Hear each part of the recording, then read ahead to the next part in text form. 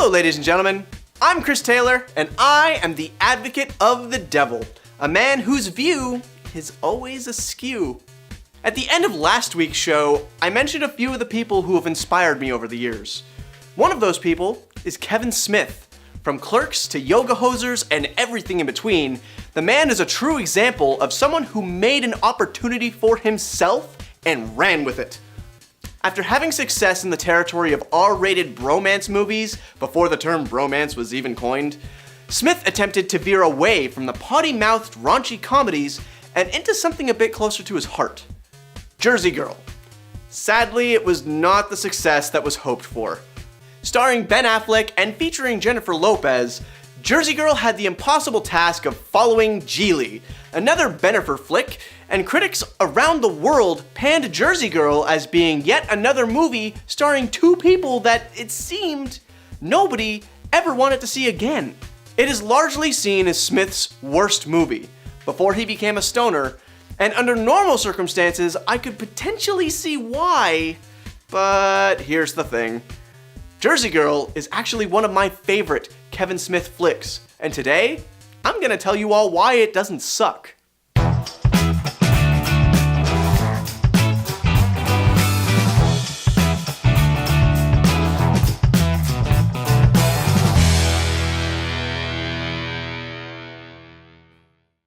There is a certain indescribable magic glue holding this whole film together, and that would be the charm, wit, and charisma of one man.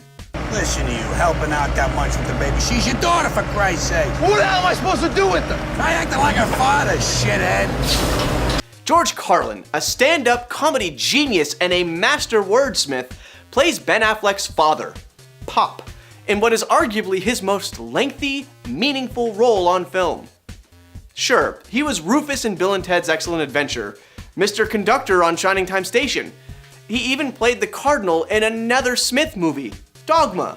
But look at it, doesn't it? Pop, buddy Christ. But this one had heart. Carlin isn't known for his acting.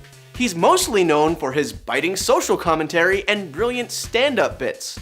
But in this, he is truly the glue that holds the relationship between Ollie and his daughter together.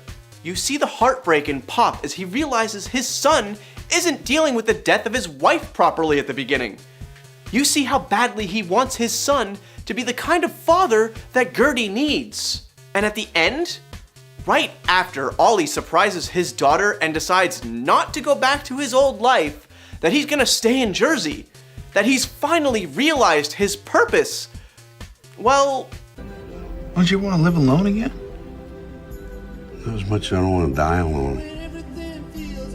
Many comedians have tried to break into the film industry after reaching a certain level of success in their stand-up career. Most find success in comedic roles, and Carlin has no shortage of those in his filmography as well. But few can tap into that deeper part and portray it on screen. Carlin, in his role in this movie, not only displayed it for the world to see, but in my opinion, it's one of the best performances of his entire career. Secondly, as stated before, Jersey Girl was doomed right out of the gate. The entire planet was sick to death of Ben Affleck and Jennifer Lopez, and at the outset, it just looked like this was another giggly Bennifer bomb waiting to happen. And that is where the swerve comes in.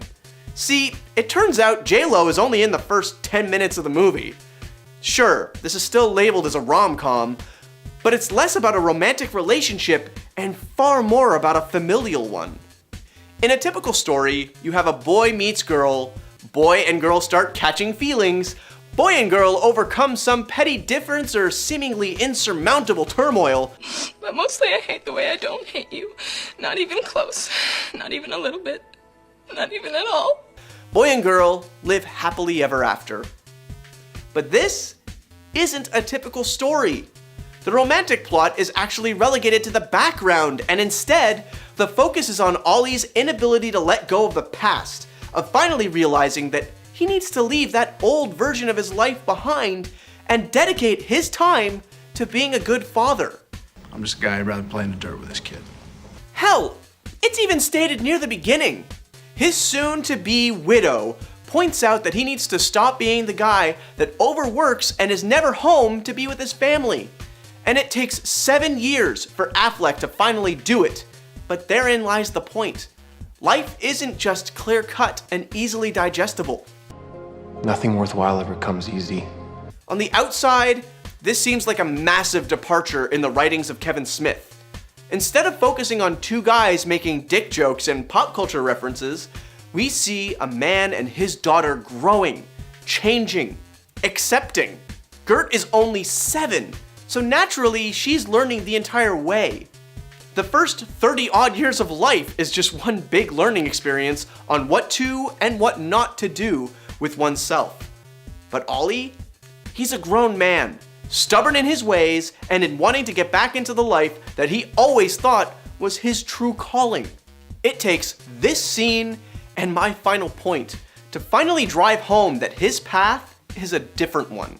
I'm not moving to the stupid city! All right, that's it. You are moving to the city and you're gonna like it, and that's the end. I hate you, I wish you died, not mommy! I hate you right back, you little shit. You and your mother took my life away and I just want it back.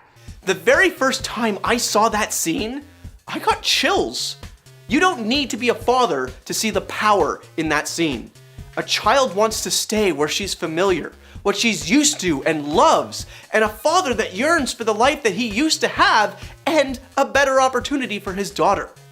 Yes, it was born out of selfishness, a want for the self, but he's not wrong in saying that it would have opened up a world of opportunities and security for his daughter that he just wouldn't get doing what he was doing in Jersey. The very true fact is that we've all been there at some point or another. The big fight, the Armageddon fight. You know, guys, that fight where you're at Home Depot the next day going, I need 2 bathroom doors.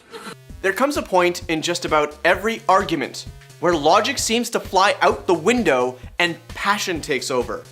You got lost in the moment, and in part, the hurt that you're inflicting on someone you love.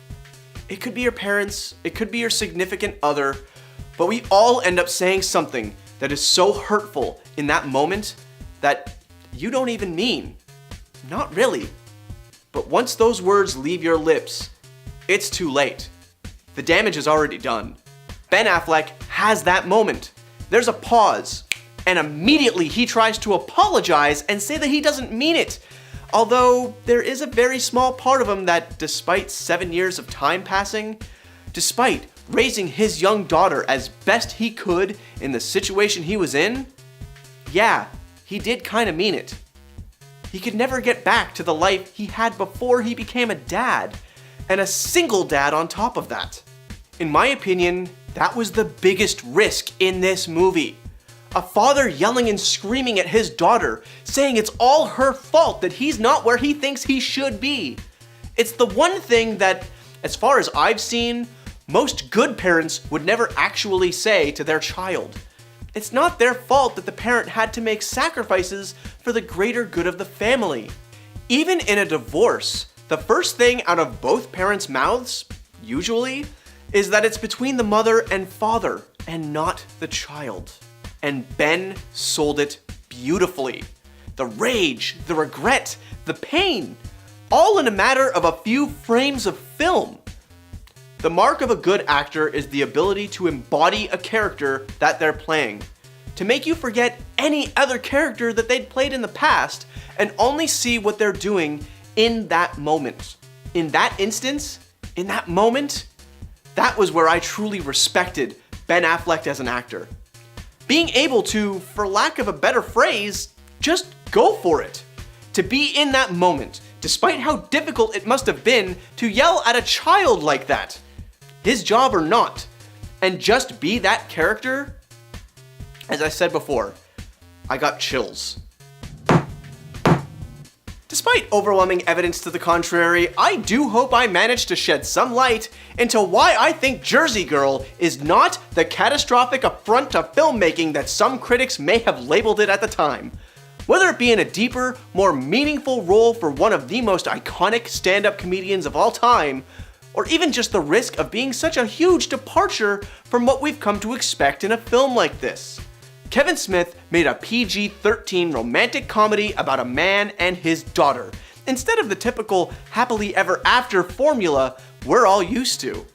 And despite how difficult it is to watch, in the middle of what could be seen as a fall from grace for a man who is now the Batman, the performances by Affleck, Carlin, and every cast member, in my opinion, made this a movie that is definitely better than critics have said, and is in fact amongst my top 5 Kevin Smith movies of all time. As always, don't forget to hit that subscribe button for a new piece of my mind every Wednesday, and another opportunity to see me fail at gaming on Sundays at noon. And let us know in the comments below what you think. Have you seen Jersey Girl? And if so, am I just viewing this with rose-colored nostalgia glasses? By all means, bring up all of your points against my own, so that I may proceed to prove you wrong. Kaboom! You've been lawyered. But for now, in the case of Jersey Girl, the defense rests. But I don't think I hold it in the least regard of all the flicks we've done. That would be Jersey Girl. Yeah. Kev, sir, as much as I respect you, I must respectfully disagree. And thank you for everything that you have done and will continue to do. You are a huge inspiration for me.